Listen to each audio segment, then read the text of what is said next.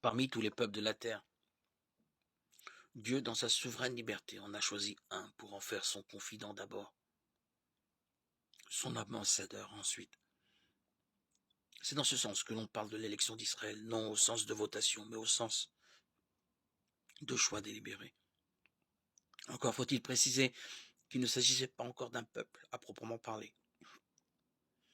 Au tout début de cette longue aventure, il s'agissait d'un couple stérile, Abraham et Sarah, bien trop âgés pour pouvoir rêver de procréer.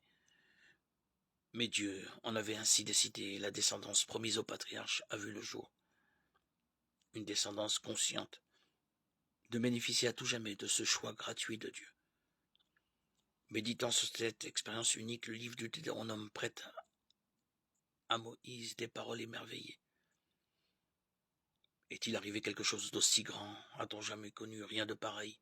Deutéronome 4, 32. Et il détaille les événements qui furent pour Israël la preuve manifeste des interventions de Dieu en sa faveur.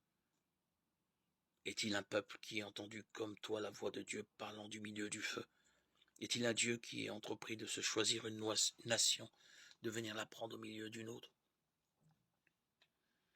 Comme tu as vu le Seigneur ton Dieu le faire pour toi en Égypte. Les lointains descendants d'Abraham comprennent très bien ces évocations de la sortie d'Égypte. Terre d'esclavage, d'oppression, de génocide, de la conclusion de l'alliance au Sinaï.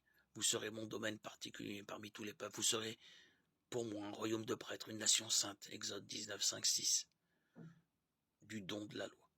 Sans compter la sollicitude de Dieu tout au long de la difficile traversée du Sinaï jusqu'à l'entrée en terre promise. Comment ne pas rendre grâce avec le psaume 147? Il révèle sa parole à Jacob, ses volontés, ses lois à Israël. Pas un peuple qu'il ait ainsi traité, nul autre n'a connu ses volontés.